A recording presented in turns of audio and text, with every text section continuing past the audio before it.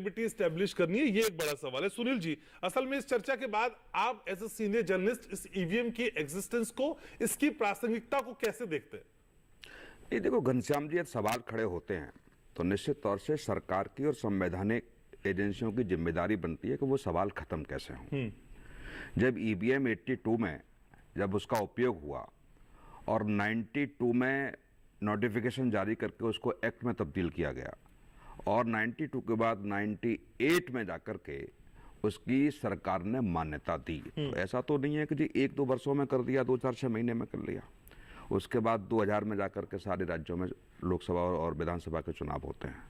तो इतनी लंबी प्रक्रिया के गुजरने के बाद यदि ईवीएम का उपयोग इस देश में शुरू हुआ और उसके बाद लगता है कि चाहे विपक्ष में संशय है, चाहे जनता के बीच संशय है, तो ये केवल पॉलिटिकल इशू नहीं होना चाहिए।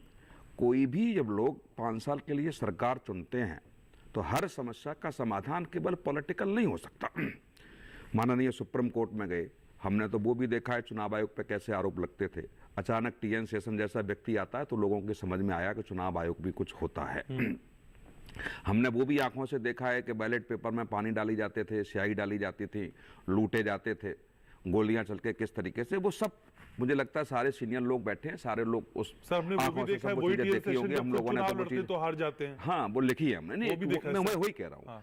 ये तो लोकतंत्र है और ये तो ह्यूमन नेचर है। इसमें ये नहीं है कि कांग्रेस आरोप लगा रही है। कोई व्यक्ति जब हारता है तो अपने कार्यकर्ताओं के बीच जाकर के, समर्थकों के बीच कहीं तो आरोप लगाएगा। इन 5 राज्यों के अभी चुनाव हुए विधानसभा के, 9 लाख से ज्यादा वोट कांग्रेस को मिले ईवीएम के माध्यम से ही। सरकार सत्ता में नहीं आ पाए, लेकिन ये वोटों की गिनती शुरू की जाए तो 9 लाख भाजपा के अपेक्षा ज्यादा मिले और इसी ईवीएम ने दिए। कहने का सीधा सीधा तात्पर्य है तो कहीं सवाल विपक्ष खड़ा कर रहा है या देश के किसी एक जनमानस के में आ रहा है कि ईवीएम में कुछ गड़बड़ हो सकती है और हम इस तरीके से चाहते हैं। तो माननीय सुप्रीम कोर्ट में सुनवाई हुई है, मुझे लगता है कि चुनाव के बाद फिर कोई ना कोई डिसीजन आएगा।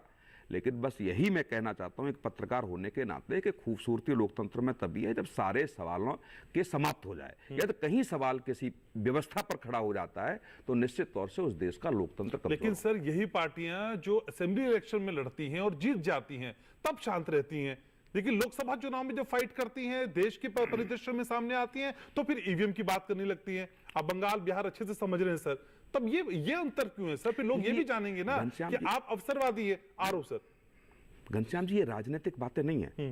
ये राजनीतिक लोग तो कहेंगे भी।